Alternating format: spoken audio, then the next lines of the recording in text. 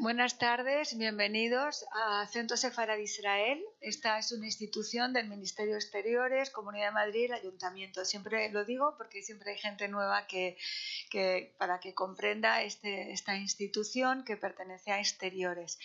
Y bueno, en esta ocasión tenemos a un amigo de la casa desde hace mucho tiempo, también amigo personal, y nos va a dar una charla en torno al libro que acaba de publicar.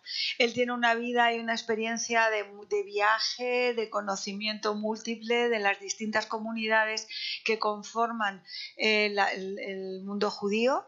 Él pertenece a, como veréis, las fórmulas, las maneras de enfocar el judaísmo en muchos casos son diversas. A veces uno tiende a considerar que forma parte de algo único y como dice, uno es Dios y el resto, bueno, pues yo creo que hay muchas interpretaciones y muchas lecturas diferentes. Y nuestro rabino, Haim Casas, forma parte también de una de esas lecturas que completan una visión amplia del judaísmo. Hay una ortodoxia y hay otras fórmulas y hay otro tipo de rabinos y por eso a mí personalmente me encanta poder presentaros a Haim, que esté aquí y compartiendo con nosotros, sobre todo yo creo que parte de su experiencia. Él lo que prefiere y querrá es hablar también con vosotros y que cualquier duda y preguntas que tengáis podáis hacérsela. Así que en primer lugar le quería saludar y también lanzarle una sola pregunta y le dejaré con vosotros para que pueda debatir y contar los aspectos más importantes de este libro. Entonces, lo primero es darte las gracias, Jaime, por venir y estar hoy con nosotros y luego que nos expliques cuál es el impulso del libro, qué te movió a escribirlo y cuándo has empezado, ¿no?, con esta labor, que no es, creo, un proyecto que se pueda hacer en un mes. Buenas tardes a todos y muchísimas gracias, Esther, por tenerme en esta casa, en este centro, y es algo que me toca el corazón. No me gusta escribir, soy tremendamente perezoso y este libro lo escribí básicamente porque Manuel Pimentel me lo pidió. Me dijo que quería empezar a sacar una línea dentro de Almuzara dedicada a judaísmo y pueblo judío y me lo pidió. Y yo, bueno, pues por satisfacerle, yo ya tenía muchas notas de dar durante años clases de conversión al judaísmo en distintas comunidades, entonces en ese sentido también me era como muy fácil, ya tenía mucho material. Pero debo decir que si por mí fuera, de hecho tengo en mente otro libro que creo que puede ser algo precioso y me está costando la misma vida sentarme. Soy muy perezoso para escribir. Tú que has escrito muchísimo más, no sé, la disciplina del escritor es algo que yo no tengo. Yo me siento en una silla y a los 5 minutos estoy ya que me tengo que mover. Así que nada.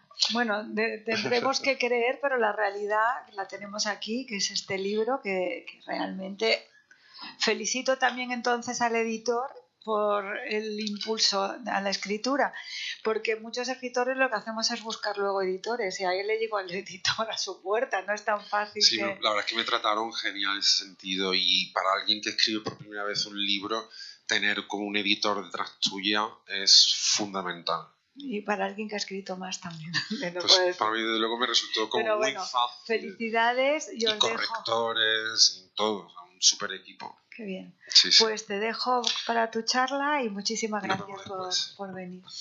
Bueno, muchas gracias, Esther. ¿Por dónde empiezo?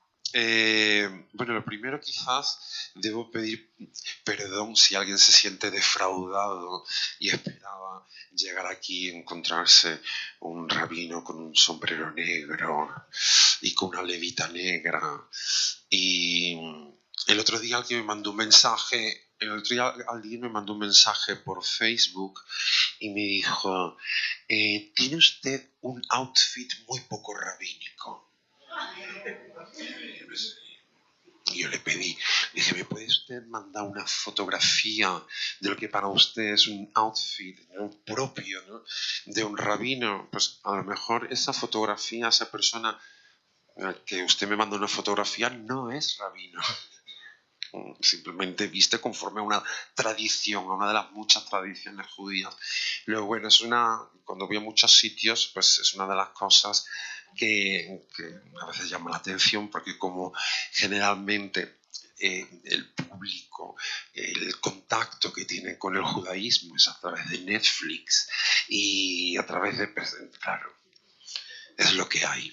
Entonces decepciono.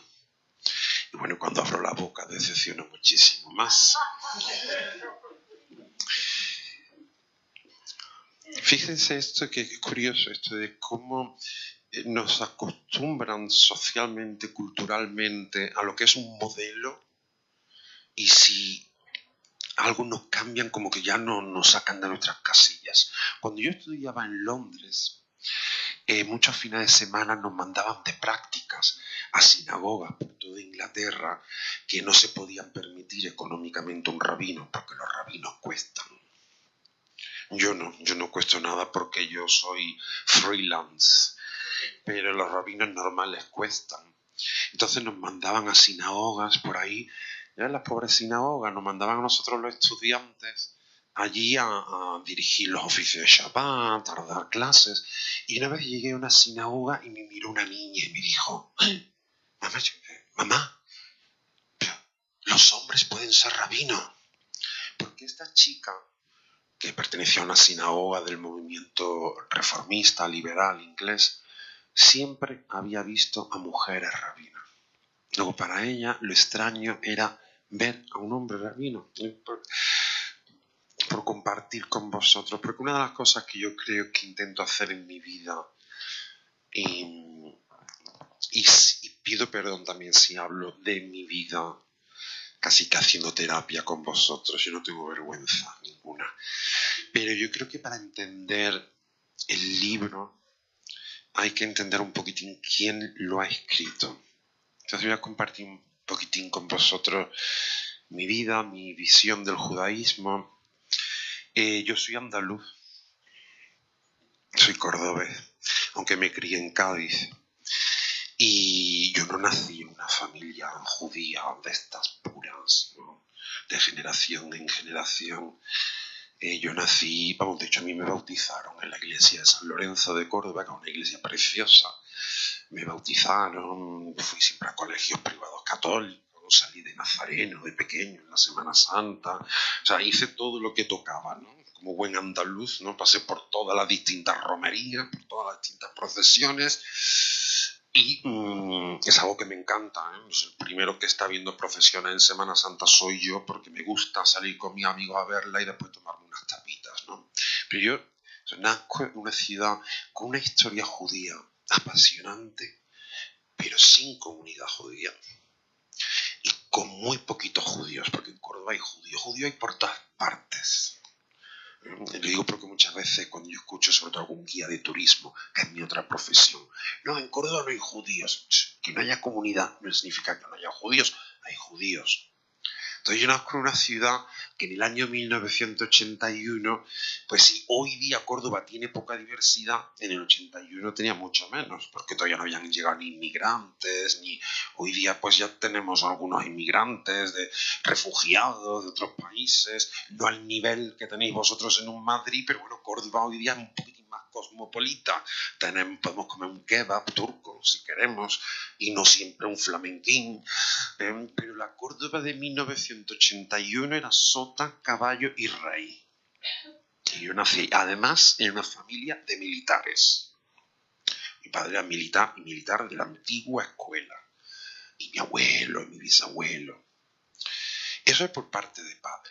Pero por parte de madre yo tenía un abuelo que empezó a trabajar con 10 o 11 años. Dejó la escuela muy pequeñito, pero siempre había sido una persona con muchísima inquietud, siempre había estudiado y podríamos decir que era una persona de cierta cultura, ¿no?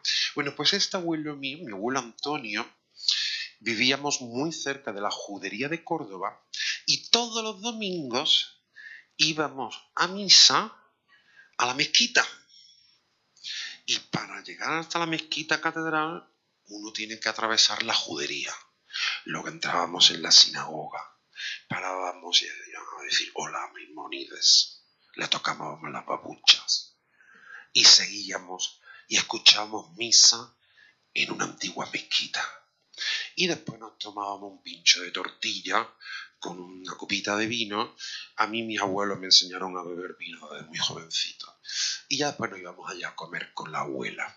Bueno, pues en estos paseos a mí mi abuelo comentaba con una cierta nostalgia sobre ese pasado, ¿no? Sefarad, y siempre me comentó sobre los posibles orígenes judíos de la familia. Nada, un pequeño hilo de memoria. Total que yo crecí con eso. Además yo tuve una suerte de que en el colegio en el que yo estudiaba, los profesores que tuve de historia, de literatura, además viviendo en una ciudad como Córdoba, pues también en parte del currículum escolar estudiábamos pues quizás algo más de lo que en el resto del colegio de España se estudia sobre judíos, musulmanes, puesto que Córdoba pues es eso, diversidad, ¿no? Total que yo ya cuando tengo 13 o 14 años, cada vez que en el colegio hay tema libre para escribir sobre algo, yo ya pues, puedo escribir sobre los judíos, incluso en la clase de religión católica, yo sobre los judíos.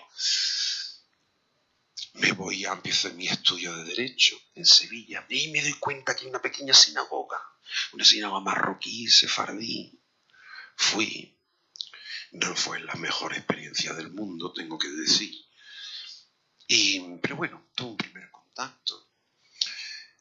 Y hice, que hoy día es uno de mis mejores amigos, que es un chico judío de Melilla. Y esto para mí también fue una revolución, porque yo hasta entonces el judaísmo había sido algo como de libros, o como las momias de Egipto, ¿no? Una cosa que un judío, una cosa que uno mete en una vitrina y venera, no era algo vivo. Y yo a partir de esa experiencia, y ya sobre todo una vez que termino Derecho, toda mi familia siempre quiso que yo fuera militar. Y yo dije que no. Entonces lo siguiente fue hacer Derecho. Y toda mi familia lo que quería cuando yo terminase Derecho es que yo preparase las oposiciones para jurídico de la Armada. Es decir, que tiene que ser militar por cojones. Total, que yo lo que hice, me hice las maletas y me fui a la aventura a Inglaterra. Y me fui a casa de un primo que había visto una vez en mi vida, que me dejó dormir en su sofá. Y allí me pegué durmiendo un mes en un sofá, yo que venía de un Sevilla burgués, echando currículum en cocinas, la aventura, porque quería mejorar el inglés. Pero también lo primero que hice nada más llegar a Reading, que es una ciudad a unos 30 minutos de Londres, fue ponerme en contacto con la comunidad judía local. El caso, resumiendo, yo al final acabé convirtiéndome al judaísmo. Es decir, no soy un judío de pura cepa.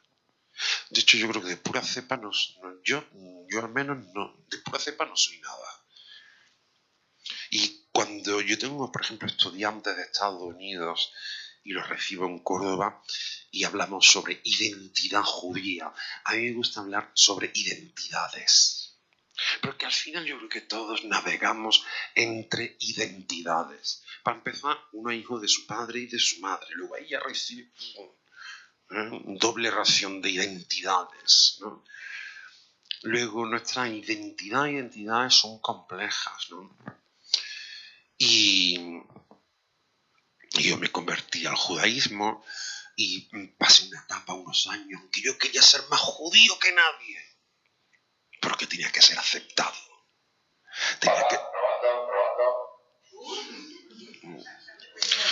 Tenía que ser aceptado, tenía que ser querido. Oculté mi nombre civil, Jaime. Y puse Jaime. Que Jaime y Jaime no tiene nada que ver, porque el hebreo para Jaime es Jacob. Pero como sonaba más o menos igual, Jaime. Y me sentía incómodo cuando la gente me preguntaba, ¿pero tu padre de dónde vienen? ¿Y tu abuelo de dónde vienen? ¿Y tú... No, nosotros somos de aquí, de toda la vida, de Córdoba. Y ya te miraban como diciendo, esto es imposible que sea un judío de verdad. Si es de Córdoba de toda la vida, imposible que sea un judío de verdad. Pero yo quería, claro, uno quiere ser aceptado por el grupo. Bueno, afortunadamente, bueno, y aparte de eso, bueno, yo nunca he ejercido el derecho, gracias a Dios. Porque todos los abogados que tengo en mi familia veo que eso no es vida. Yo, cuando ya estudiaba Derecho en Sevilla, yo vi que mis compañeros de la residencia universitaria del Colegio Mayor se pegaban años viviendo en Sevilla y se iban de Sevilla sin visitar el Alcázar, la catedral. Total, que tuve una reunión con la directiva y me dieron un presupuesto y yo organizaba visitas turísticas y culturales para mis compañeros. Entonces, que yo con 18 o 19 años estaba alquilando autobuses, me llevaba a mis compañeros a Cádiz, me llevaba a Córdoba. Total, que yo hoy día me dedico fundamentalmente al turismo, soy guía de turismo también, se dice derecho. Después de volver de Inglaterra, comencé la pequeña casa de Sefara de Córdoba, fundé el restaurante Casa Masal y básicamente me dediqué al mundo del turismo cultural. Y en estos años también creé la primera comunidad reformista, judía reformista de Andalucía, que empezó en el salón de mi casa. Y como mi casa estaba en Córdoba, le pusimos de nombre Bet Rambam, la casa de Maimónides. Después, con el tiempo, yo me di cuenta que no tenía sentido tener una comunidad en Córdoba y que merecía la pena trasladarlo todo a Sevilla. Entonces lo trasladé todo a Sevilla y yo una vez al mes iba a Sevilla. Total, que fundé eso. Total, que yo me fui involucrando, me convertí. Y al final cometo la locura de decidir que quería ser rabino. Es una locura total, una locura total. La idea no fue mía. Yo organizo todos los años un viaje a España para un programa educativo para chicos y chicas judías americanas y su fundador pues se convirtió como en mi mentor, Peter Geffen. Y él, de verme siempre pues trabajar con los alumnos tal y cual, mi pasión, él siempre decía, tú tienes que ser rabino. Total, que yo una vez, llegó un momento en Córdoba que aunque yo era muy feliz y tenía muy buena vida, tuve una gran crisis. Una crisis que la detonó un artículo que apareció en el periódico local, en el que se me denominaba el experto en judaísmo. Yo decía, ¿el experto? Digo, Jaime, porque también soy Jaime. ¿Tú qué quieres ser? ¿El experto entre los ignorantes? Córdoba no hay filología hebrea, no hay estudios hebreos. Total, que yo empecé a mirar. Y ahí es como surgió la idea. Y acabé en Londres. En Londres me ordenaron en el año 2017 y acabé de rabino en Francia. Pero es porque, bueno, las comunidades judías no ortodoxas en España no son fáciles del todo. Y acabé en Francia, que era más difícil todavía. Porque Francia, los franceses son especiales. Y si eres judío y francés, todavía más especial. Pero bueno, acabé de rabino de judíos franceses. Y también estuve de rabino en Ginebra, y en Toulouse. Y hace unos años ya decidí que volvía a España, porque mi pasión es hacer cosas como estas, la divulgación. Y bueno, llevo 3 años que hago mucho trabajo freelance de rabino, viajo bastante, a atender pequeñas comunidades. Soy el rabino de la BBC, boda, bautizo y comuniones. Hago muchísimo bar mitzvah, bodas y bueno, y turismo. Pero ¿por qué yo os quería un poco hablar de mi vida para hablar de este libro? Pues porque entenderéis mejor que no está escrito por un rabino al uso. Está escrito por alguien que en el fondo pertenece y no pertenece. Yo no sé si aquí habrá conversos al judaísmo. Yo, después de muchos años, he llegado a la conclusión que jamás perteneceré 100%. ¿Qué vamos a hacer? Entonces está escrito por alguien que pertenece, luego conoce, le duelen las cosas, porque es mi familia, ¿no? Es mi pueblo. Pero al mismo tiempo tengo una perspectiva. Puedo echarme para atrás y ver el cuadro, ¿no? Con una distancia que me permite pues apreciar los matices. Y es que el judaísmo tiene muchos matices. Yo creo que pocas tradiciones hay más diversas que el judaísmo, entre otras cosas porque hemos tenido, ¿no?, 2000 años de diáspora, ¿no?, y tantas culturas judías han ido desarrollando. Y eso es lo que he intentado. Tiene un toque académico, porque yo me formé en Leubeck College, es un programa rabínico reconocido por una universidad británica, es un programa académico. Tiene un toque espiritual, rabínico, y después también se nota el guía de turismo. A mí la gente me dice, es muy fácil de leer. Y pues yo creo porque también está escrito por un guía de turismo. Yo creo que si hubiese estado escrito solamente por un rabino, sería mucho más denso, ¿no? Y lo que intento es eso. Hacer ver, por ejemplo, si yo explico una fiesta judía, pues a lo mejor comienzo explicando cómo se hace del modo más tradicional, ¿no? Pero después ofrezco también interpretaciones que hacen a lo mejor movimientos judíos en la actualidad, ¿no? De manera que uno más o menos aprenda cómo se ha hecho durante siglos, pero también cómo estas cosas se están reinterpretando hoy día. No existe un judaísmo mejor que otro. Eso es muy importante. Talibanes hay mucho, talibanes liberales, reformistas, talibanes progres, también hay. Yo creo que cuando excluimos al otro y pensamos que tenemos el monopolio, ¿no?, de la verdad, ahí ya nos hemos convertido en un talibán. Y yo, el judaísmo ortodoxo no es para mí, pero yo le deseo el mejor de los éxitos porque mantienen viva una herencia, un legado que yo no lo voy a mantener. No lo voy a mantener porque no lo siento, porque a mí no me va a meter tú 3 horas por la mañana rezando. No, pues no aguanto 5 minutos escribiendo un libro. Entonces yo no valgo para eso. Pero me parece muy bueno que haya comunidades que mantienen esa liturgia que aparecía ya en el Sidur de Abraham Gaon en el siglo IX, ¿no? Ahora yo también a lo mejor estoy aportando algo, ¿no?, que es creatividad, ¿no? Entonces yo creo que todos nos necesitamos los unos a los otros. Bueno, me gustaría dejar un tiempo para charla y debate. Lo que voy a hacer es compartir con vosotros la introducción al libro y después lo más guay viene después. Gracias a vosotros. Dice, cuando en el año 2012 comencé mis estudios rabínicos en el Leubeck College de Londres, no cabía en mí de entusiasmo. Por fin, tras años de estudio e investigación autodidacta, iba a ingresar en una institución académica de prestigio que me enseñaría todo lo que tenía que saber sobre el judaísmo. Durante 5 años estudié hebreo bíblico, arameo, Torah, Talmud, Midrash, liturgia, historia, psicología y un sinfín más de asignaturas.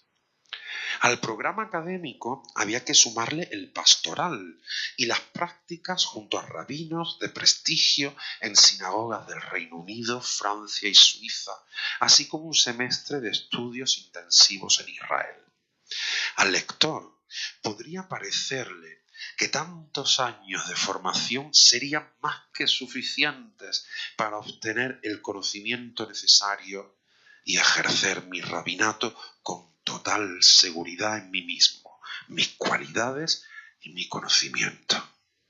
Sin embargo, meses antes de mi ordenación en la West London Synagogue, el miedo y la ansiedad se apoderaron de mí. 5 años de estudio me habían abierto la puerta a la rica diversidad del judaísmo, a un inmenso legado imposible de conocer en su totalidad en una sola vida. A mi entusiasmo inicial por haber logrado entrar en un programa que yo pensaba me enseñaría todo lo que un buen rabino debía saber, le siguió la ansiedad de estar a punto de ostentar el título de rabino y maestro en Israel, cuando sin embargo me quedaba tanto por aprender. Ni 5 años en la mejor de las universidades, ni una vida entera son suficientes para conocer la profundidad de la historia, la espiritualidad y el saber judíos. Este libro, por lo tanto, no promete el conocimiento completo de la tradición, sino ser una guía que acompañe en la apasionante tarea de descubrir el judaísmo en toda su riqueza y diversidad.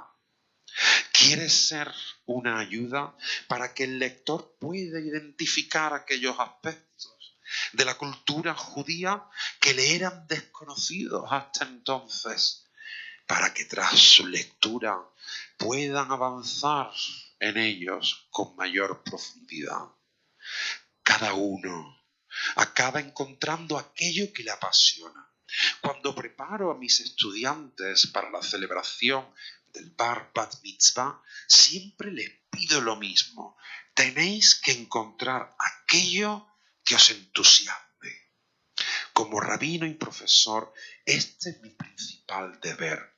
No se trata de imponerles un yugo, sino ayudarles a que descubran su propio judaísmo, el que ellos aman y que desean que los acompañe toda su vida.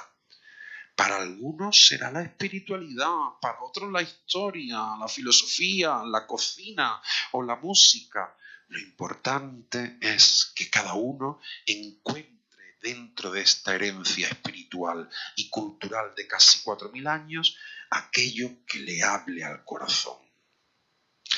El judaísmo tiene su origen en la cuna misma de la civilización, cuando, según la tradición, Abraham ha-Ivri, en la ciudad de Ur, allá por el 1850 antes de la era común, en la antigua Mesopotamia, hoy Irak, destruye los ídolos que había fabricado Terah, padre de Abraham, e inicia su camino hacia el monoteísmo. El término ha-Ivri, del que deriva el calificativo hebreo, significa literalmente aquel que está en el otro lado. Abraham creía en un solo Dios, mientras que el resto de su entorno adoraba a multitud. Es por ello por lo que quedó al otro lado, en soledad. Esta marca nos ha acompañado durante los últimos 4.000 años. El hebreo comparte su humanidad con el resto de los hombres y mujeres, pero sus creencias, valores e historia lo ha convertido en la quinta esencia del otro, tan parecido y tan diferente. Ha-Ivri también hace alusión al carácter errante de Abraham y sus descendientes. Lej leja, parte por ti mismo. Leemos en el Génesis, parte por ti mismo, abandona tu país, la tierra que te vio nacer, la casa de tu padre, y ve al lugar que yo te mostraré. El hebreo es aquel que deja su tierra, su casa, su zona de confort e inicia un viaje hacia lo desconocido. Abraham, el hebreo, emprende un camino que lo llevará desde el actual Irak a territorios de Siria, Líbano, Israel, Palestina y Egipto. No podemos entender el judaísmo hoy sin este viaje de siglos que ha llevado al pueblo hebreo a vivir entre civilizaciones tan diversas. En casi 4.000 años de desarrollo histórico, el pueblo judío y su religión han mostrado una notable adaptabilidad y continuidad. Es firme y flexible a la vez. Por un lado, ha sabido mantener un fuerte vínculo con sus raíces y por otro lado, ha hecho alarde de una creatividad única en la historia de las religiones. Pongo un ejemplo significativo que me gusta compartir con mis estudiantes. En el año 70, Roma destruye y saquea el templo de Jerusalén. En la teología judía de la época, Dios residía en el Sancta Sanctorum del templo. El modo en el que los israelitas se relacionaban con la divinidad era a través de ofrendas y sacrificios, en los que intermediaban los Kohanim, los sacerdotes. Bueno, pues todo este mundo desapareció de un día para otro.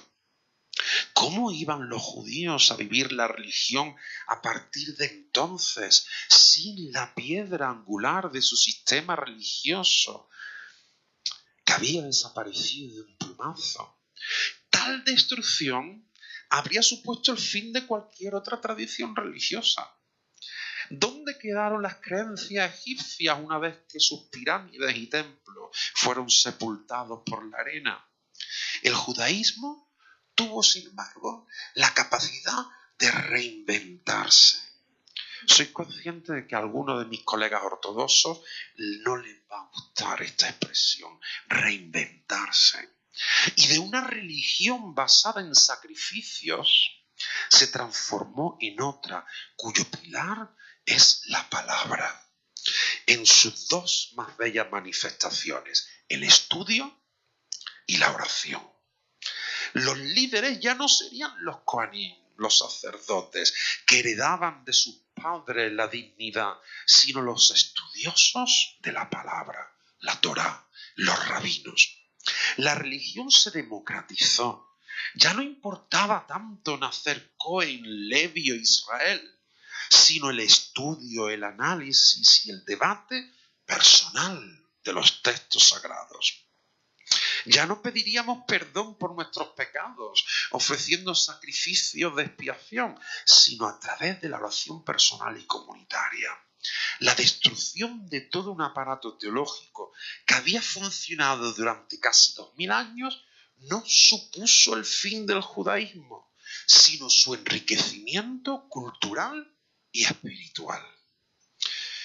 En su encuentro con las grandes civilizaciones desde la antigua Babilonia y Egipto, el mundo árabe y el Islam, hasta la Europa cristiana y la cultura secular moderna, el mundo judío ha asimilado elementos de otras culturas y los ha integrado en su propio sistema cultural, social y religioso, manteniendo al mismo tiempo una tradición inquebrantable.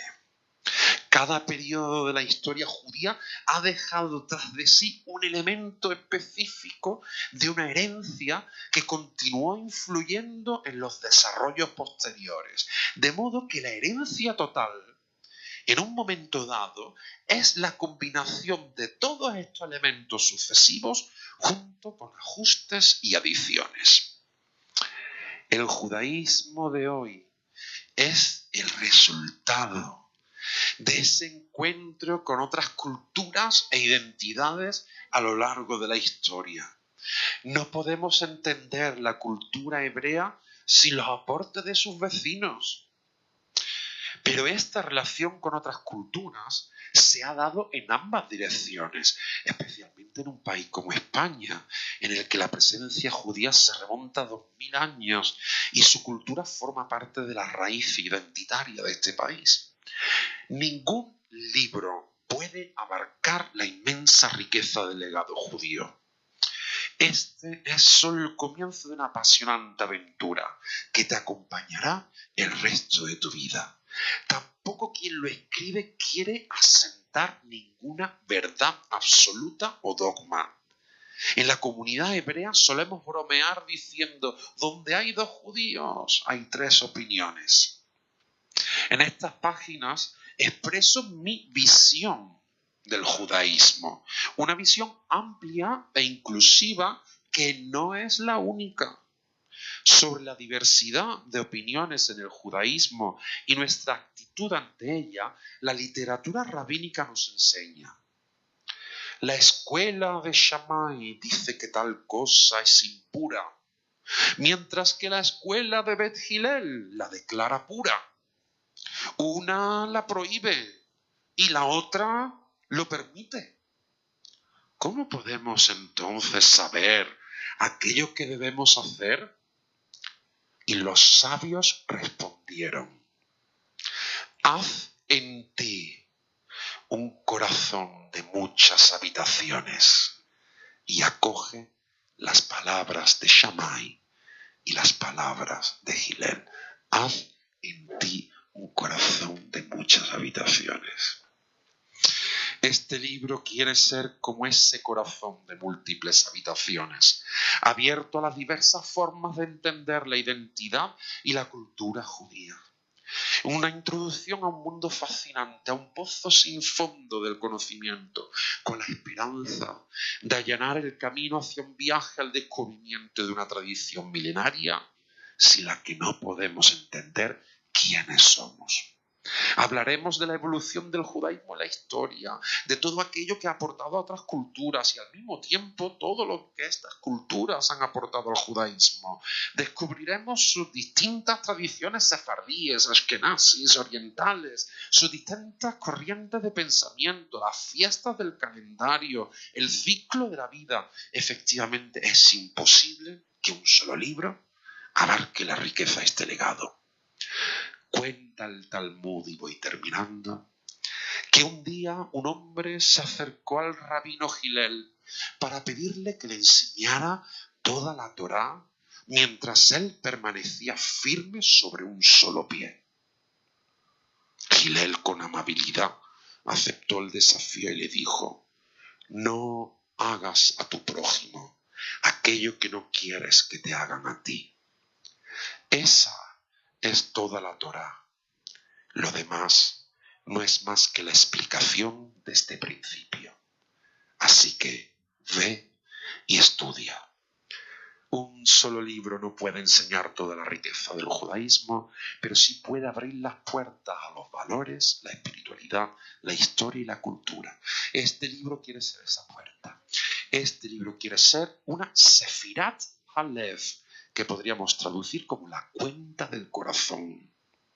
Toda una declaración de intenciones. La Cábala entiende que lo divino, el Ein Sof, el infinito, se manifiesta al mundo a través de 10 emanaciones o sefirot. Cada una de ellas es un canal a través del cual Dios crea y da vida a todo lo que existe.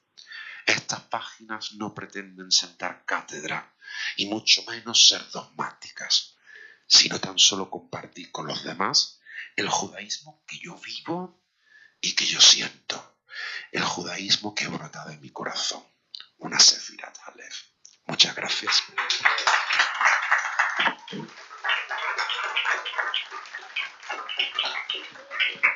Bueno, pues ahora estoy abierto a tener una conversación con vosotros. Si alguien quiere hacer algún comentario, pregunta, me va a ayudar usted, qué bien. ¿Cómo se nota que aquí hay medios?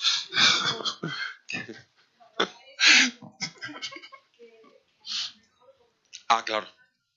Pero no lo sabía que me estaban grabando. Estupendo. Pues nada, lo que me interesa es escucharos.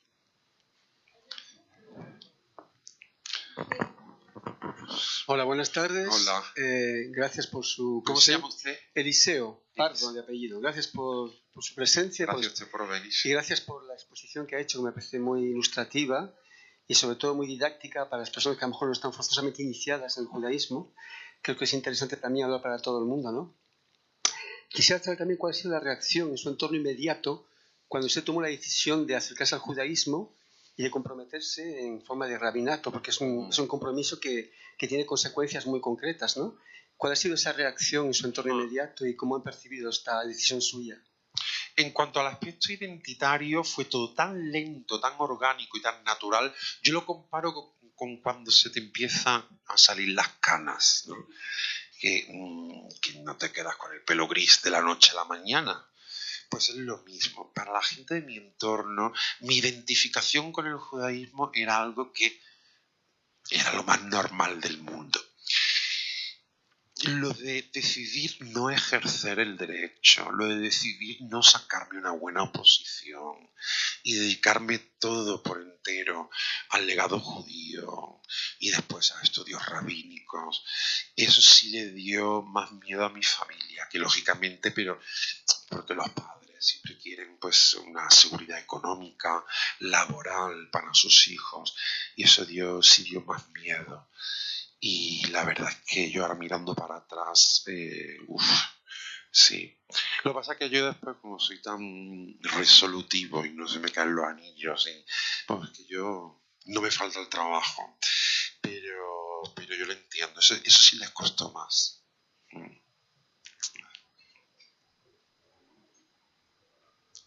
No os cortéis, ¿eh? Aquí no hay censura. Gracias, soy Trin, vengo aquí de Ávila. Una ¿Ha pregunta. venido desde Ávila Sí, para sí, esto? sí, sí. Por eso haber estado a la altura. Bueno, hay otro que viene también de Ávila que... Bueno, yo venía desde Córdoba. Una pregunta. La presentación que ha hecho lo ha hecho a través de su historia personal. Sí. Y se puede intuir, ¿no? Vamos, lo ha hecho directamente, que digamos que su ángulo de entrada ha sido esa semilla, digamos, que ha habido a través de la familia, la curiosidad por sus raíces, etc. Eso me lleva a hacer la siguiente reflexión, que se desemboca quizás en una pregunta abierta, en el sentido de que no sé si me equivoco, ¿vale? Y pido perdón si me equivoco, pero a lo mejor es lo que para mucha gente se entiende como, para mucha gente, la misión, digamos, por usar una palabra quizás no muy correcta, del judaísmo para mucha gente es la preservación, la conservación y el viaje de retorno, digamos, y a lo que era una tradición, una cultura, para mucha gente que quiere recuperar algo y mantener algo. Entonces mi pregunta es, ¿hay en judaísmo un mensaje, esa es la pregunta más abierta, más universalista, que va más allá de eso? O sea, ya que se ha estudiado en Londres, me pregunto, hay para usar la expresión inglesa, un core message que va más allá de esto, para que alguien que no tenga esa semilla inicial pueda sentirse atraído por lo que usted representa. Maravilloso. Muchas gracias. Mi trabajo de fin de carrera versó sobre la tensión en el judaísmo entre universalismo y particularismo, que es algo apasionante. A mis niños, cuando les doy clases, utilizo un ejemplo para entender el carácter universal del judaísmo, y les pregunto, ¿cuál es el primer libro de la Biblia? El Bereshit, el Génesis. ¿Y por qué es el primer libro de la Biblia? Y yo les digo, porque tenemos que aprender que antes que fuéramos Bene Israel, es decir, israelitas, judíos, fuimos Bene Adam, humanos. Yo creo que por ahí van los tiros. Somos Bene Israel, pero también somos Bene Adam. Y no podemos olvidar que ante todo somos Bene Adam. Y ahí, cuando vemos el rostro humano del otro y vemos en ese rostro a Dios, porque el ser humano, como dice la Torá, fue creado Betzelem Elohim.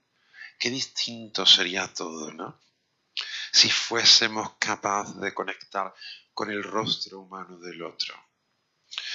Pues yo creo que, bueno, podemos ya hablar también la cábala, qué mensajes dan, el tema de reparación. O sea, el tema es complejo, pero estoy de acuerdo en que hay como una tensión ahí.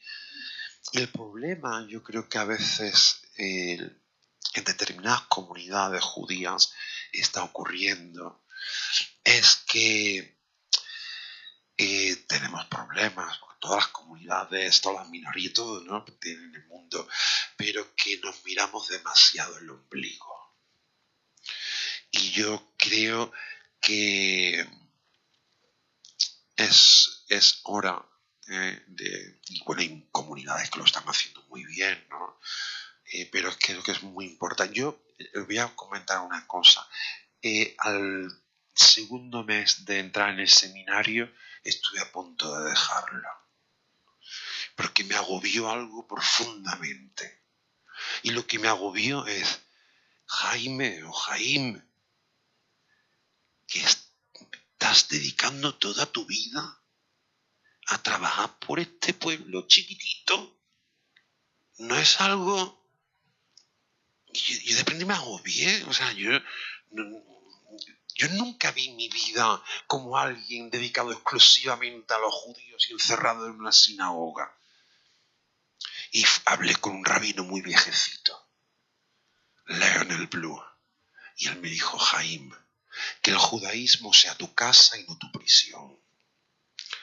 Y esa frase, desde entonces, ha iluminado mi rabinato. El judaísmo es mi casa, donde siempre vuelvo, pero yo salgo mucho. Y me podéis encontrar en muchos sitios que no tienen aparentemente nada que ver con el judaísmo. Algunos se escandalizan. ¿Qué coño hace el rabino allí? Tengo un amigo que dice, tú es que eres el único rabino rociero. Pues sí, no voy todos los años, entre otras cosas porque cada día me gustan menos las aglomeraciones de gente, pero me encanta el rocío, me encantan los carnavales de Cádiz y me encanta, o sea, entro, salgo, pero es que yo creo que es también lo que el judaísmo siempre ha hecho. Fijaos que celebramos el Año Nuevo Rosh Hashanah en el 7º mes del calendario. ¿Pero cómo es posible que celebremos el Año Nuevo en el 7º mes? ¿Deberíamos celebrar el Año Nuevo en el primer mes? Pues porque tras la vuelta en el siglo de Babilonia, la antigua Babilonia, el Año Nuevo se celebraba más o menos en esa fecha, en el septiembre. Si estamos continuamente influenciados por otras culturas. Bueno, que no me enrollo, porque había más preguntas.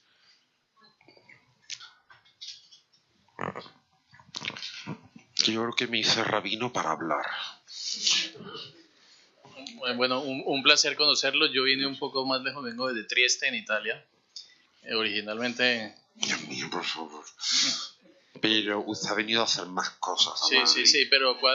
Es que no quiero que usted me ponga ese peso sobre mi espalda. O sea, yo qué sé, por me tomas unos churros o algo. A ver. Sí, bueno, pero digamos que cuando decidí las fechas aproveché que iba a estar. Qué bueno. Y de hecho creo que somos amigos en Facebook. Y pues yo tengo una historia parecida a la suya también de conversión al judaísmo desde Colombia, donde es bastante... Es uno de los lugares donde más sucede, pues por una historia que si algún día me invitan la compartiré acá, de la historia de los sefarditas que terminan en América, se instalan sobre todo en la región de Antioquia y de Medellín.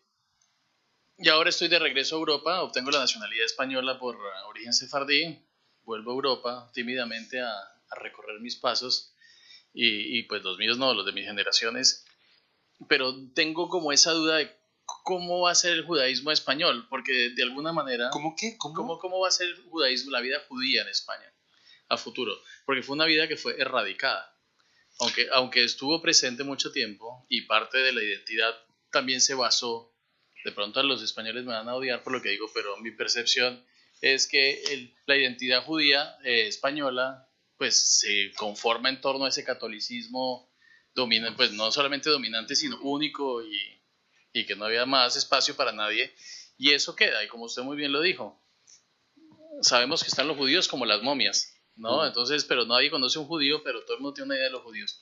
La pregunta mía es, sí. Usted que ya está aquí, que hizo ese camino tan particular, ¿cómo cree que va a ser el judaísmo español de ahora en adelante? Español y mundial. Estamos viviendo una etapa apasionante del judaísmo. Tan apasionante y tan transformadora como los comienzos de la fundación del judaísmo rabínico. Vivimos en una sociedad en la que todo cambia muy, muy rápido y todo cambia y esos cambios están afectando a la identidad judía. Os voy a poner un ejemplo. Hay judíos que no quieren ser judíos, o que al menos hacen muy poquito por ejercer de judíos. Y hay no judíos que quieren ser judíos. Aunque solo sea por eso, va a haber una transformación. Yo creo que habrá una minoría que será parecida al valor que tiene la tradición monástica en el cristianismo. O sea, habrá una minoría que mantenga una superortodoxia, pero la mayor parte del judaísmo yo creo que está entrando en un proceso de un dinamismo que hay gente que le da miedo, porque dice vamos a perder la identidad y la asimilación y no sé qué, pero yo lo veo como una gran oportunidad. Yo soy optimista y con respecto a España nos podemos quejar muchísimo, pero hace 30 años en este país solo había un tipo de comunidades religiosas. Ahora hay diversidad de comunidades religiosas, discriminadas algunas de ellas porque no son ortodoxas. Hay iniciativas que salen fuera del ámbito comunitario, como, no sé, conferencia, el limud, eso también es muy importante, el ámbito cultural. La cultura judía se está expandiendo también entre la población general, con multitud de iniciativas. Hace 30 años no había nada de eso. Yo creo que hemos mejorado bastante. Entonces yo soy optimista, yo creo que hay un buen futuro para el pueblo judío en España. Sí. Vale.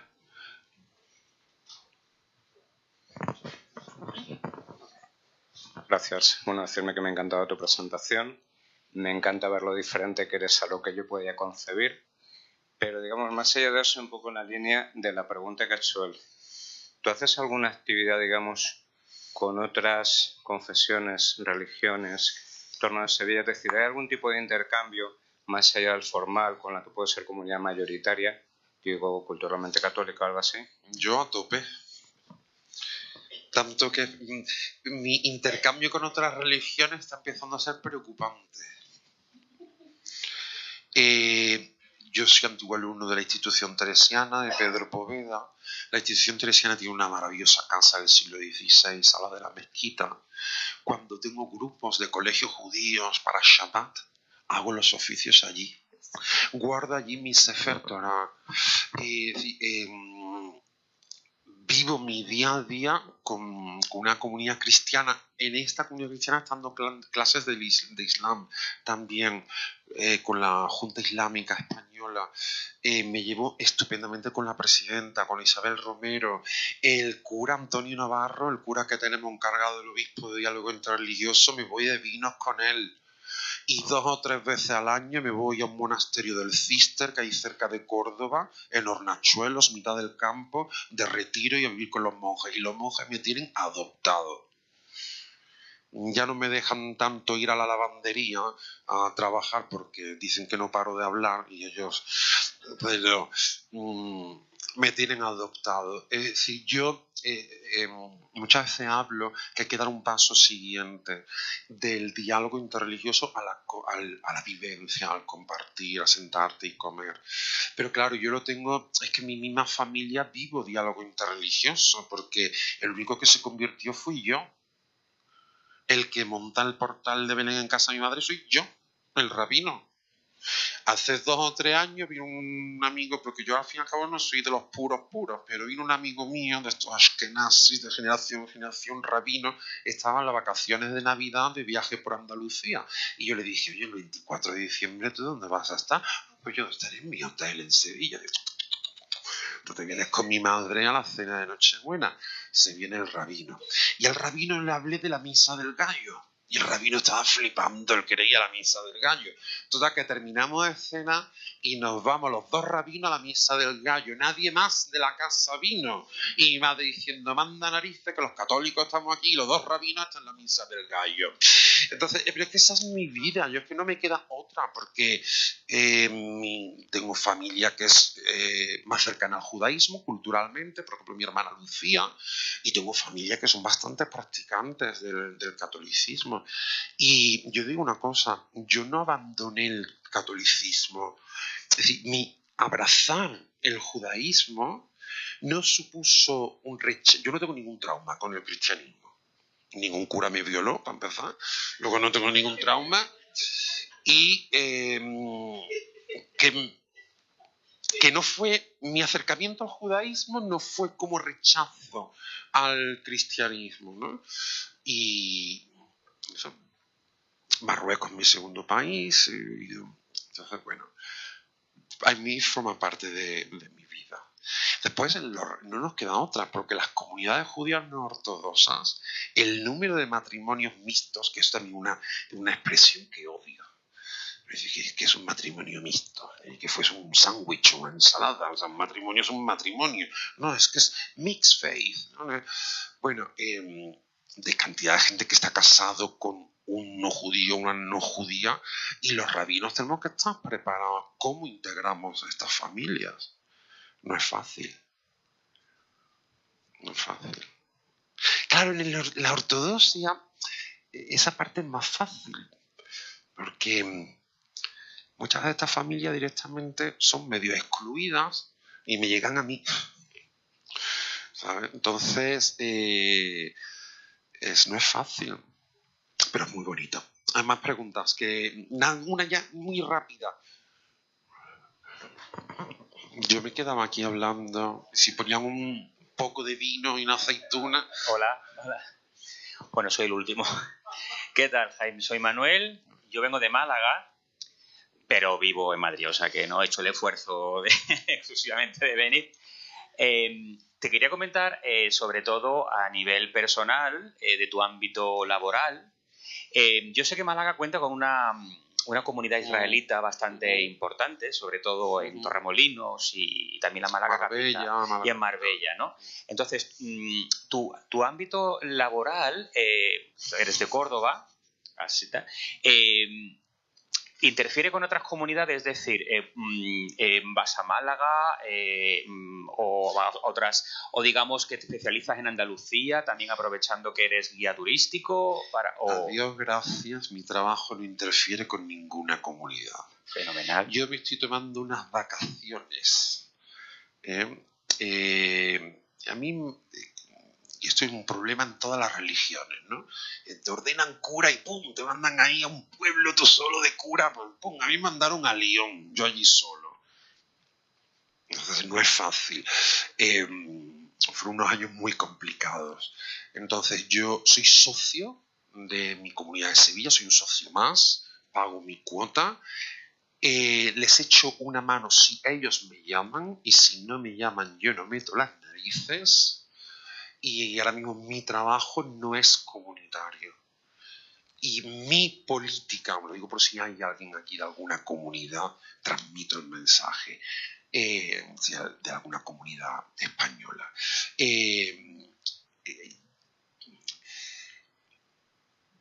Mi actitud con respecto a las comunidades es: yo estoy ahí si me necesitan.